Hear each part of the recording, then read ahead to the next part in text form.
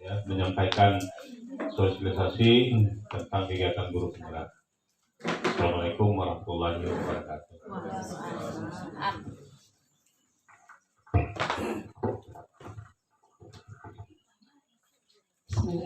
Assalamualaikum warahmatullahi wabarakatuh. Terima kasih kepada Bapak Kepala Sekolah kita yang telah memberikan kesempatan pada kami. Yang sama-sama kita hormati Bapak Kepala Sekolah kita, Bapak Nasrizal, dan yang kami hormati Bapak Ibu Wakil Sekolah UPT SMP 1 Rembatan, Bapak Ibu Tata Usaha, dan seterusnya Bapak Ibu Majelis Guru yang kami hormati. Jadi hari ini tugas saya adalah pada bagian paradigma dan visi guru penggerak. Apa sih itu paradigma dan visi guru penggerak? Artinya di sini adalah sesuai dengan, nah ini orangnya sudah kenal.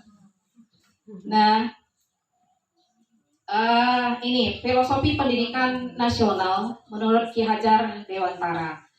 Nah, menurut Ki Hajar Dewantara itu berdasarkan apa yang kami pahami, Bapak Ibu, di sekolah itu ada 3 unsur. Ada 3 elemen. Yang pertama itu adalah sekolah, dan yang kedua adalah guru, kemudian yang ketiga ada murid. Dan di sekolah ini ada tenaga pendidikan dan tenaga kependidikan dan lengkap semuanya.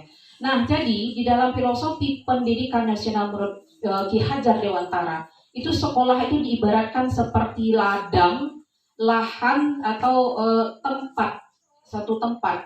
Jadi itu sekolah itu diibaratkan seperti itu. Nah, di ladang itulah seorang guru melakukan hal-hal yang sifatnya pembelajaran, penanaman bibit-bibit karakter. Jadi seorang guru itu diibaratkan seperti petani, Bapak Ibu. Jadi kita kalau jadi petani ya, yang kita inginkan itu kan lahannya ada, kemudian di lahan tersebut kita selalu memikir apa pupuknya ya kira-kira. Kemudian nanti benihnya seperti apa yang akan kita tanam. Nah, jadi di sini bagaimana? Muridnya inilah yang nimpa maga benih.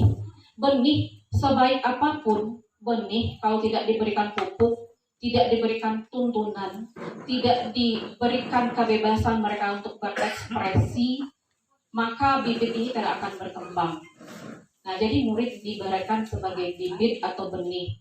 Kalau ingin bibit dan benih ini baik, maka kita sama-sama jangan biarkan mereka lepas, jangan biarkan mereka berkeliaran di alam yang tidak ada tanggung jawabnya untuk menuntun mereka. Jadi ya, yang diharapkan pada visi pendidikan Indonesia berdasarkan filosofi pemikiran Ki Hajar Dewantara. Kemudian, perbedaan mengajar dengan mendidik itu sebenarnya sudah lama. Memang tentang mengajar dan mendidik itu memang berbeda. Kalau yang dikatakan mengajar itu adalah yang ditamakan transfer ilmu. Namun kalau dalam mendidik itu adalah merangkum semua. Tidak hanya merangkum terkait dengan transfer ilmu saja, tetapi juga bagaimana mendidik mereka menjadi manusia. Jadi memanusiakan manusia sesuai dengan kodrat alamnya, kodrat zamannya. Apa itu kodrat alam? Nah, kodrat alam itu kita hidup di alam Minangkabau, Bapak Ibu. Kita kan punya filosofi ya, adat basandi sarak basandi kita dulu. Kita tuntun mereka ke arah sana. Itu kodrat alamnya. Berikutnya, menurut Ki Hajar, pemikiran Ki Hajar Dewantara ini, pendidikan dan pengajaran itu merupakan usaha persiapan dan persediaan untuk segala kepentingan hidup manusia, baik dalam hidup bermasyarakat, dalam arti seluas-luasnya. Nah, ketika kita menuntun anak di sekolah, ketika Bapak Ibu memberikan materi pelajaran di sekolah, hendaknya itu berkaitan dengan kehidupan mereka di masyarakat. Artinya adalah anak sadar, oh saya nanti hidup di masyarakat.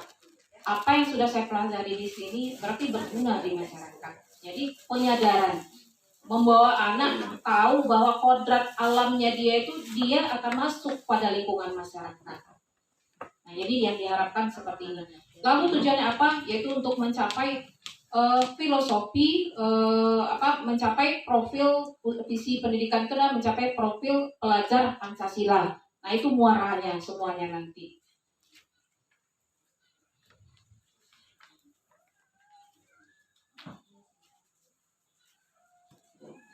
Nah, Jadi apa tujuannya?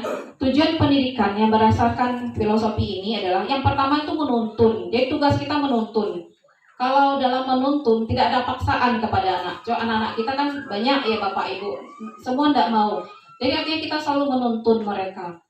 Mereka Ananda harus misalnya dalam aturan sekolah, ini berawal dari aturan sekolah. Kita selama ini yang kenal kan peraturan sekolah. Yang membuat peraturan itu adalah pada umumnya kita guru. Namun yang di dalam filosofi ini, aturan itu dirubah dengan kata-kata keyakinan kelas dan keyakinan sekolah atau kesepakatan sekolah atau kesepakatan kelas. Jadi ketika Bapak Ibu melakukan pembelajaran dengan anak, misalnya semester 2 besok ya, ayo kita melangkah, mari kita awali supaya anak komit dengan kesepakatannya. Kita buat terlebih dahulu. Saya sudah masuk pada budaya positif ya Bapak Ibu dari materi kami. Jadi kita buat kesepakatan terlebih dahulu dengan anak. Apa yang akan dilakukan anak selama belajar dengan kita. Nah itu yang diawali. Jadi dalam filosofi ini yang dikawal terlebih dahulu. Jadi kalau kita udah ada kesepakatan dengan anak, misalnya caranya begini Bapak Ibu.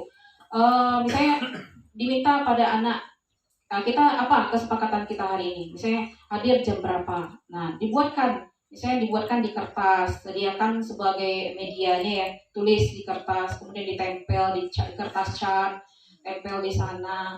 Kemudian apalagi dalam belajar minta izin berapa kali bolehnya, ditulis ditempel.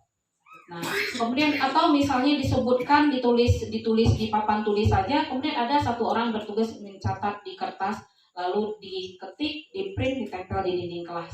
Nah, itu yang dilakukan di sini. Jadi kita buat kesepakatan. Dan kami, terutama saya, dan memang itu selama ini ketika saya masuk kelas memang itu yang dilakukan dengan anak. Dan alhamdulillah sampai sekarang anak ketika belajar dengan saya terutama itu memang komitmen itu yang saya tanamkan dari awal saya jadi guru BK, memang itu yang saya konsepkan. Ternyata memang ada di sini gitu.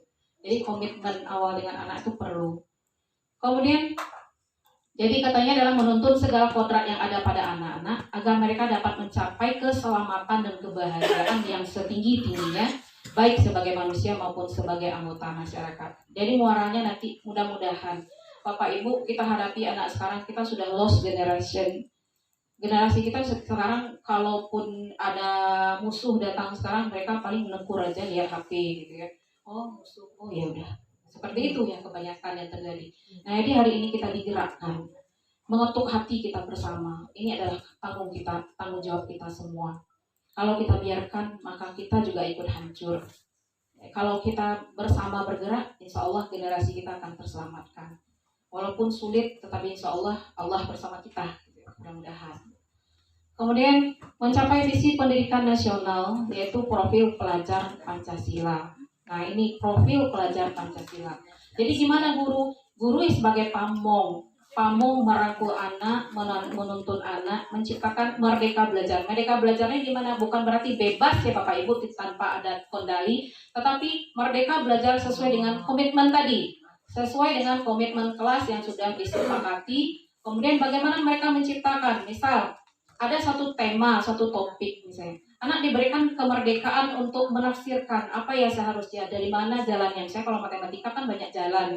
Dia menemukan, berikan kesempatan. Jadi artinya di sini lebih banyak memberikan kesempatan menjalankan nalar daya pikir anak. Karena itu yang selama ini yang sering terkungkung gitu. Karena apa? Mereka hidupnya di A ya A saja terus gitu. Karena zamannya mereka tantangan itu sangat kurang. Jadi kita dituntut untuk memberikan tantangan-tantangan supaya anak itu bergerak. Kemudian sesuai dengan budaya Minangkabau tadi sudah saya paparkan bahwa kita hidup di Minangkabau ya sesuaikan dengan alam kita. Nah, ini dia Bapak Ibu. Yang filosofi profil pelajar Pancasila. Ini nanti tujuannya. Visi pendidikan nasional kita ini. Yang pertama adalah beriman, bertakwa kepada Tuhan yang Maha Esa dan berakhlak mulia. Sudah bisa kita lihat gambaran bahwa anak-anak kita kalau dari segi berakhlak mulia tuh sudah jauh ya dari yang kita harapkan. Maka sekarang menghimbau ke kita kembali. mari kita wujudkan mulai dari profil yang pertama, yaitu beriman bertakwa kepada Tuhan Yang Maha Esa dan berakhlak mulia. Setiap mereka ada kesalahan, mari kita ajak mereka bertukar pikiran, ajak mereka, tuntun mereka. Ananda kalau seperti ini bagaimana? Menurut Ananda gimana? Jadi diajak mereka untuk berpikir. Nah itu tuntunannya yang kami dapatkan dari pendidikan kami selama 2 bulan ini. Kemudian yang kedua adalah kemandirian. Jadi dia mandiri. Contohnya seperti kemarin Bapak Ibu kan mereka walaupun belum semua tapi setidaknya mereka sudah mulai bergerak. Mandiri mencari guru, menanyakan apa yang belum mereka kerjakan dan ada berusaha walaupun belum maksimal tapi setidaknya sudah ada pergerakan. Walaupun tidak ibaratnya kita butuh 10 tapi mereka bergerak 3 berarti sudah ada kemajuan gitu. Nah, jadi itu harapannya. Istilahnya di sini adalah kita hargai setiap kemajuan yang ditampilkan anak. Nah, kemudian yang ketiga adalah bernalar kritis. Nah, itu bernalar kritis tadi. Literasi. Jadi anak-anak kita kan membaca itu yang banyak kurang, termasuk kita sendiri.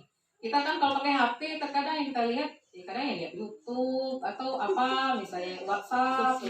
Nah, jadi terkadang masih lemah literasi kita. Jadi bernalar kritis itu kadang seperti itu. Jadi sebenarnya Bapak Ibu saya berikan timer tadi 3 menit. Seharusnya kan kita baca dulu, kita pahami dulu, baru kita bergerak gitu. Pahami dulu situasi. Contoh kita mau pergi ke sesuatu tempat, kan kita lihat situasi dulu, nggak langsung masuk ke sana gitu. Nah, jadi kan itu filosofinya. Kemudian berkebinekaan global. Artinya adalah kita berasal dari berbagai budaya. Kita berasal dari berbagai latar belakang keluarga. Nah, kita di sini dituntut menghargai latar belakang orang lain. Contoh, ada anak-anak kita yang mereka tidak bisa belajar, tidak mau buat tugas, ternyata ada latar belakangnya. Contohnya, karena di keluarga tidak ada fasilitas yang mendukung dia untuk belajar. Barangkali dari keluarga tidak ada dapat perhatian. Nah itu memang di kebinekaan global ini yang dituntut saling menghargai. Kemudian ada lagi budaya kita berbagai macam. Nah itu yang diharapkan nanti visinya itu adalah berkebinekaan global, kita saling menghargai budaya dan agama kita masing-masing. Kemudian bergotong royong. Nah gotong royong memang terasa oleh kita. Gotong royong, gurunya kerja, anaknya berdiri. Nah itu yang kurang. Nah itu kedepannya yang diharapkan. Visi ini kita mengajak anak bagaimana menuntun mereka ketika kita bekerja bersama. Nah mereka ikut tergerak, menggerakkan. Berikutnya adalah kreatif. Nah ini masih juga, nah ini yang dituntun. Kedepannya mudah-mudahan 2045 generasi emas Indonesia bisa kita raih kembali. Dan kreativitas ini memang muncul dari putra-putri Indonesia, itu harapannya ke depan.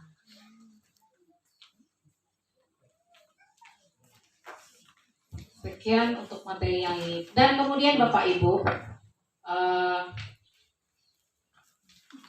ini hasil praktik baik kami, aksi nyata, dan saya langsung saja daripada tidak bolak-balik nanti Bapak Ibu.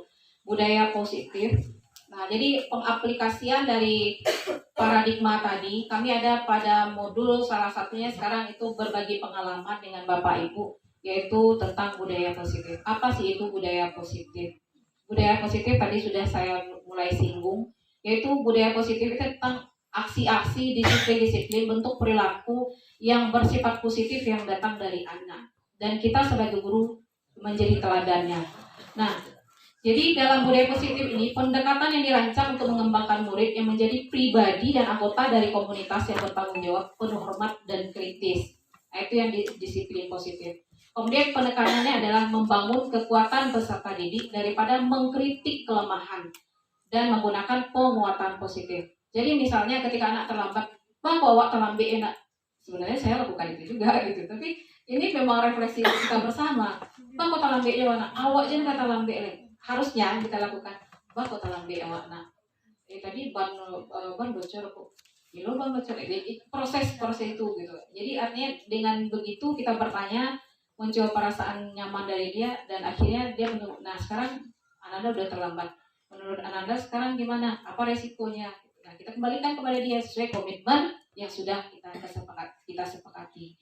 Nah kembalikan ke dia. Oh iya, komitmen kita seperti ini Bu, seperti ini Pak. Nah, dia akan jalan sendiri gitu. Karena apa? Sudah ada keyakinan kelas di awal.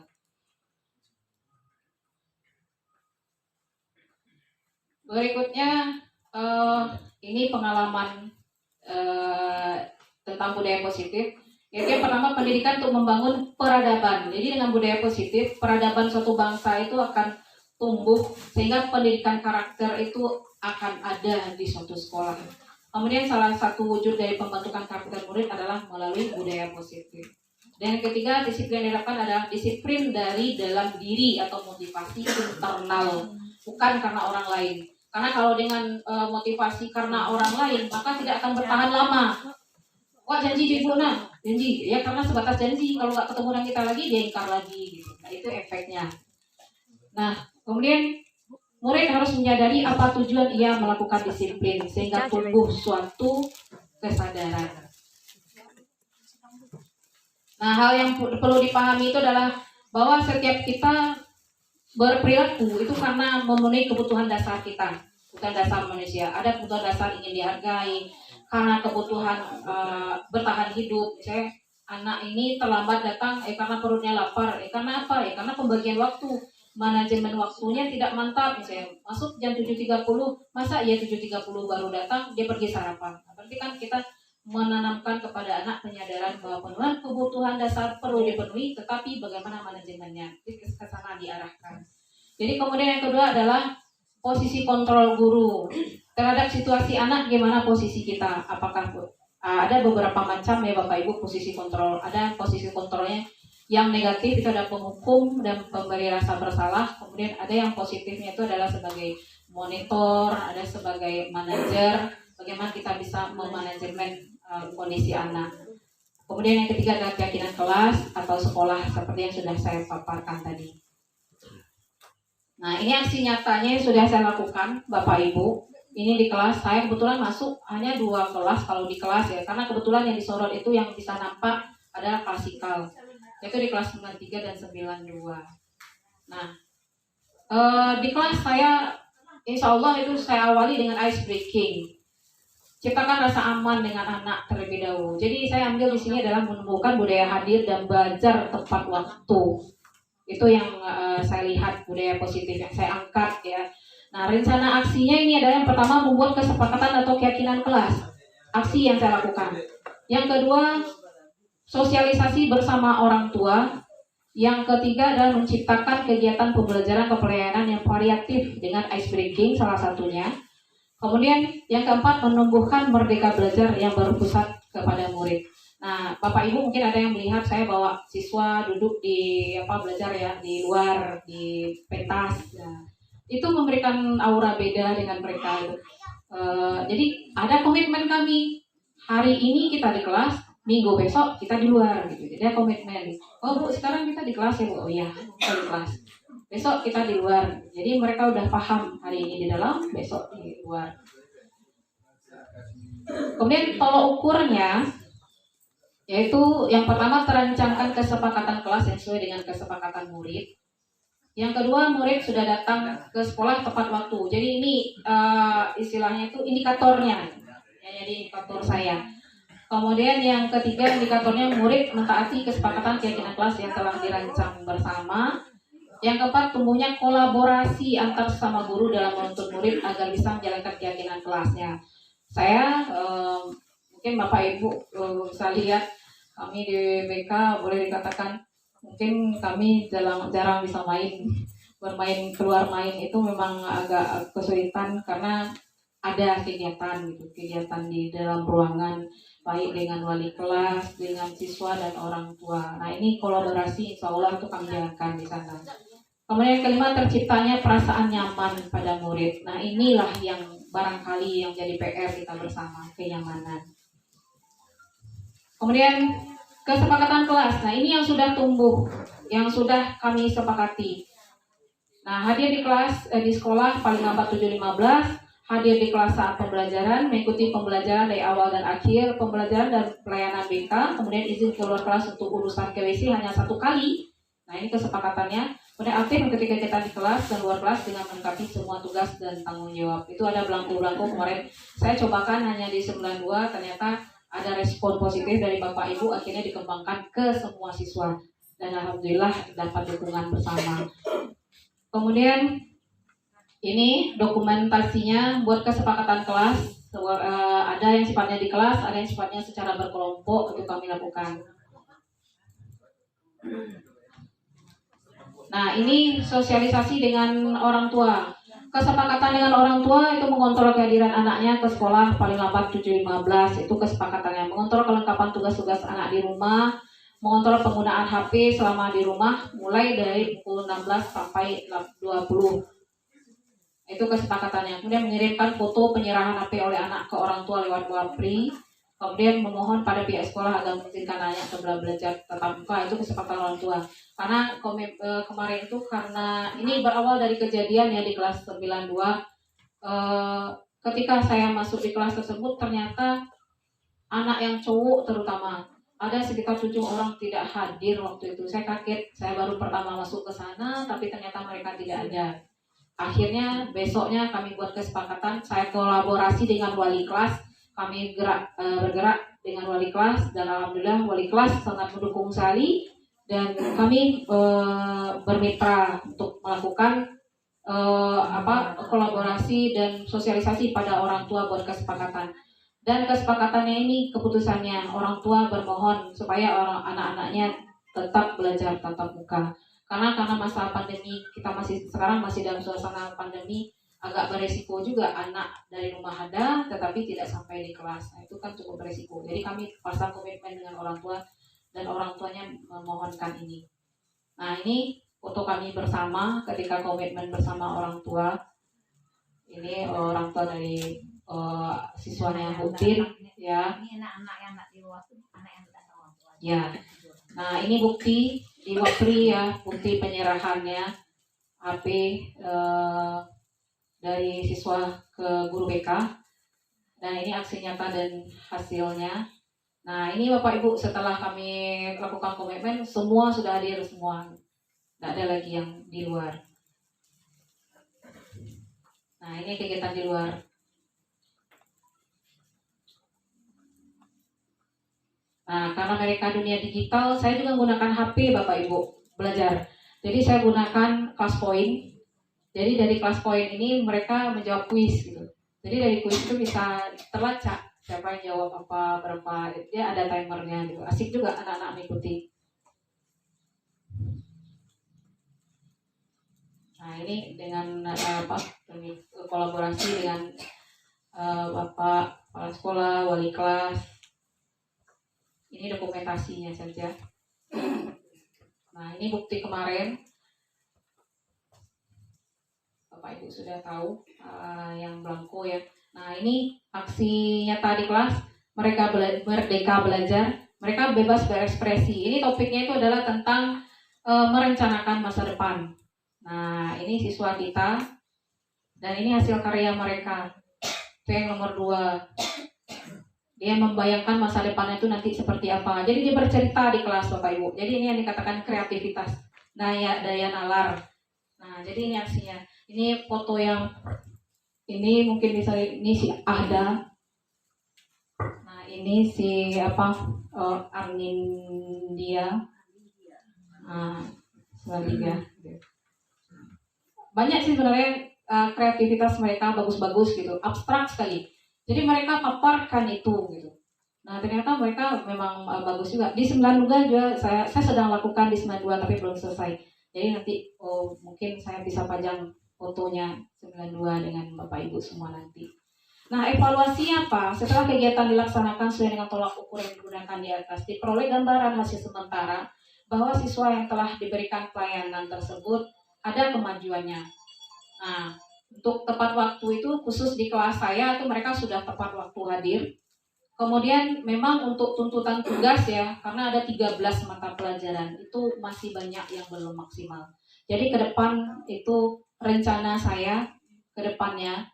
Nah, ini khusus 92 itu masih tugas ya, untuk tugas itu belum tercapai. 93 itu alhamdulillah waktu itu saya tuntun mereka sudah lengkap semua. Dan memang mereka memang ya seharusnya seperti itu karena memang 93 kan memang siswa unggulan kita. Memang dalam segala hal harusnya mereka unggul.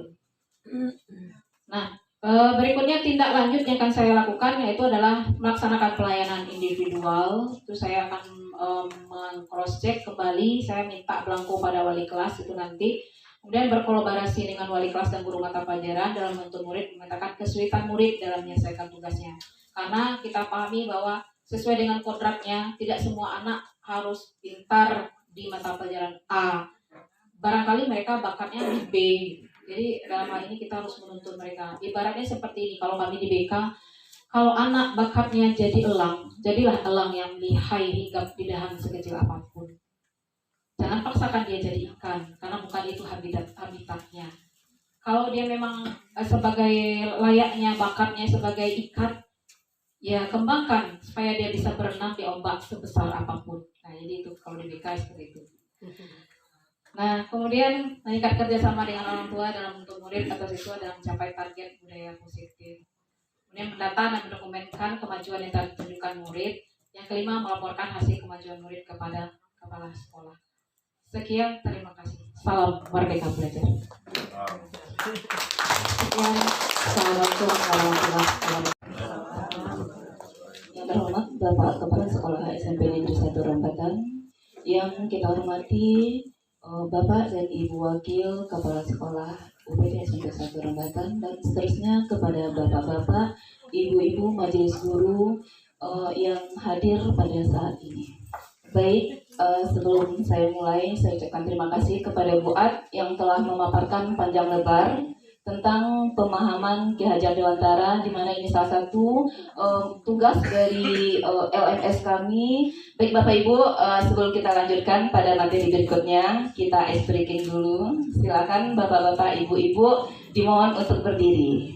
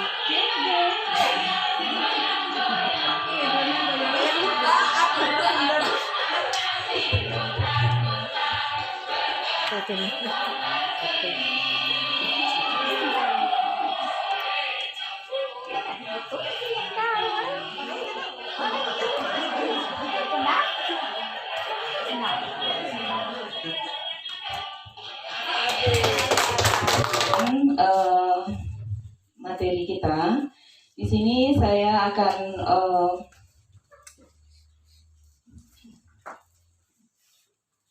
membahas tentang nilai dan peran guru penggerak. Nah, sebagaimana yang telah disampaikan oleh pemateri sebelumnya, di mana sebetulnya apa yang akan kami sampaikan ini itu sudah kita lakukan di sekolah. Nah, jauh sebelum guru penggerak ini ada, atau dulu-dulunya apa yang sudah kami dapatkan di CGP ini, itu sebetulnya sudah kita laksanakan di sekolah setiap harinya. Cuman mungkin istilahnya saja atau belum tercover. Nah, sehingga kami mendapatkan bukan ilmu baru yang kami dapatkan, dan bukan ilmu baru juga yang akan kami kembangkan kepada Bapak-Bapak, Ibu-Ibu. Jadi kami di sini bukan menggurui, bukan memberi informasi yang baru, tetapi mengulang kembali, dan mungkin ini merupakan juga salah satu dari tugas kami. Baik Bapak Ibu, di sini saya akan memaparkan tentang nilai dan peran guru penggerak, di mana nilai dan peran guru penggerak itu terdapat dua kata. Yang pertama ada kata nilai, dan yang kedua ada kata peran. Nah, nilai itu adalah sesuatu yang sudah melekat pada diri seseorang. Jadi bagaimana cara kita menghadapi siswa-siswa, apa nilai yang terdapat dalam diri kita, sesuatu yang spesifik terhadap diri kita, sehingga kita menghadapi murid itu betul-betul mereka merasa nyaman. Nah, karena tidak bisa dipungkiri ya Pak Ibu, kita melihat anak-anak kita lebih banyak memilih guru. Wah senang sama ibu tuh Bu.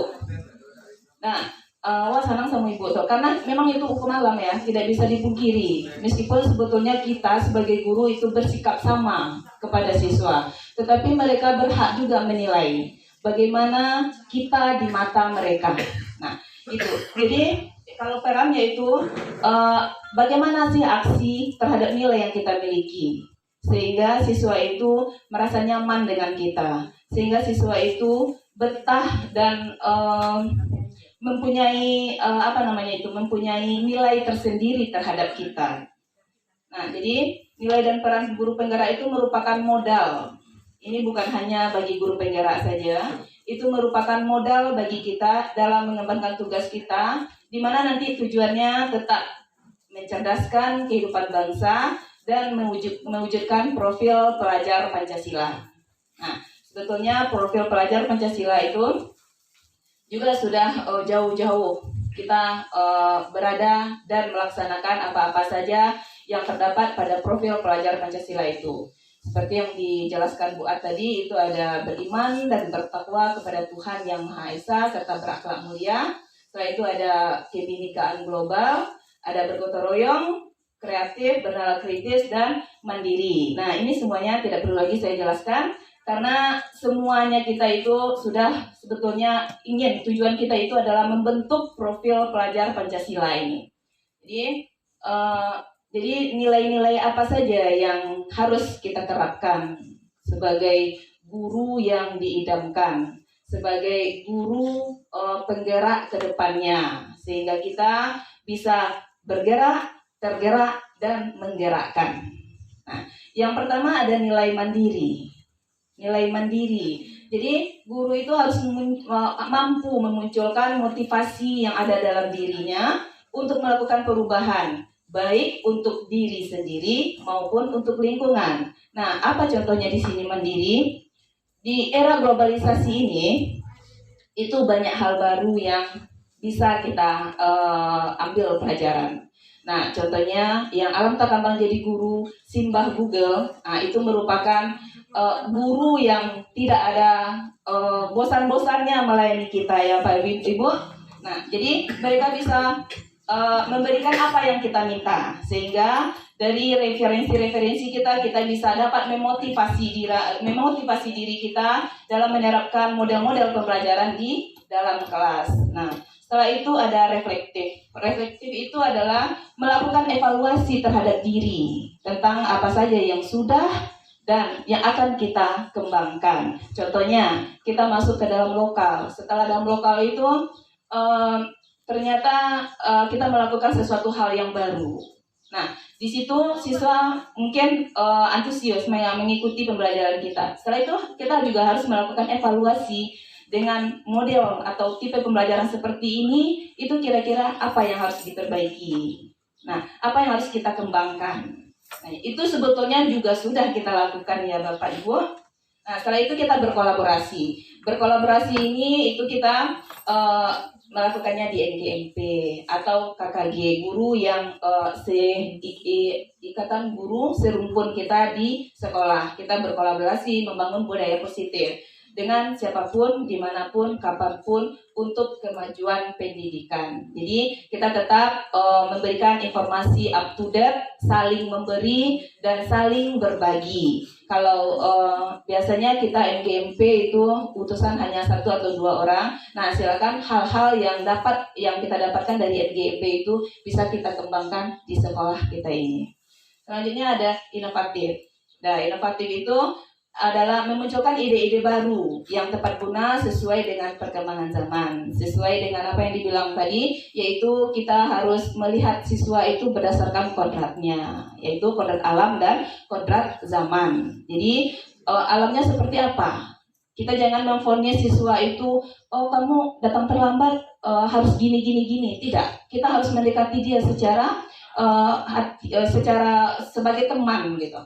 Jadi kita lihat dulu permasalahannya di mana, kenapa dia terlambat, apa penyebabnya, dan kita tetap memperbolehkan, itu aturannya, memang tidak memperbolehkan dia untuk belajar, tetapi tentu dengan menjalankan keyakinan-keyakinan tadi, keyakinan-keyakinan yang sudah kita sepakati. Setelah itu berpihak kepada murid. Nah, ini rasanya kita agak berat menerimanya ya Ibu, kalau kita harus berpihak kepada murid.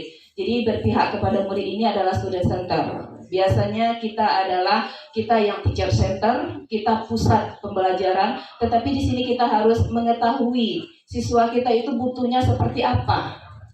Nah, jangan kita menuntut maunya kita. Kita juga harus memahami siswa kita itu seperti apa maunya. Nah, tentu dengan ketentuan-ketentuan dan aturan serta keyakinan yang sudah kita sepakati tadi. Setelah itu, yang berikutnya kita tidak panjang-panjang ya Bapak Ibu, karena Bu Ad sudah terlalu cukup menjelaskan. Jadi kita langsung aja yang kedua, yaitu peran guru penggerak. Nah, di sini peran guru penggerak itu adalah sebagai pemimpin pembelajaran, di mana kata Ki Hajar Dewantara bahwa guru itu adalah Ingarso Suntolodo, di mana dia adalah memberi teladan bagi kita. Nah, kalau kita istilahnya apa Pak? Kalau guru kencing berdiri, murid kencing berlari. Jadi kita harus memberikan contoh yang baik kepada anak kita sehingga dia pemahaman siswa itu lebih dari kita. A yang kita beri belum tentu A yang dia terima. Tetapi kalau A yang kita beri dia bisa memaparkan dan menjelaskan lebih, bisa menjabarkan apa yang kita kasih A itu kita sudah bisa menjadi pemimpin pembelajaran yang diharapkan. Setelah itu menggerakkan komunitas praktisi. Nah, di sini merupakan wadah bagi guru untuk belajar dan berpartisipasi mengembangkan diri. Salah satunya itu adalah wadahnya masuk calon guru penggerak. Di situ kita bisa mengembangkan komunitas-komunitas kita dan bisa kita mengembangkan ilmu yang kita dapatkan sebagai imbasan dari apa yang sudah kita dapatkan di calon guru penggerak ini. Setelah itu mendorong kolaborasi antar guru. Nah, kita harus berkolaborasi untuk mengembangkan pendidikan. Dan sama dengan yang tadi, satu sama lain harus saling berbagi, saling berkolaborasi, saling memberi informasi. Setelah itu yang terakhir menjadi coach. Nah, ini tantangan bagi saya merupakan guru bimbingan TIK. Nah, ini tugas saya adalah melatih guru untuk menggali potensi yang ada pada diri guru sehingga mereka dapat menyelesaikan sendiri setiap permasalahan yang dihadapinya. Nah, jadi ini merupakan tantangan berat bagi saya karena sekarang kita bergelut dengan IT. Nah, banyak hal yang bisa kita apakan, yang bisa kita kembangkan dan rencananya, ini baru rencana ya, kami mau mengadakan pelatihan itu model pembelajaran atau pembuatan RPP yang lebih simpel. Tetapi ini baru rencana, nanti insya Allah awal semester bisa kita sosialisasikan lagi bagaimana cara membuat model pembelajaran atau media pembelajaran yang lebih simpel dan menarik. Nah, setelah itu yang terakhir itu mewujudkan kepemimpinan murid. Nah, di sini nanti kita bisa menjadi pemimpin bagi murid untuk membangkitkan kayak LDS.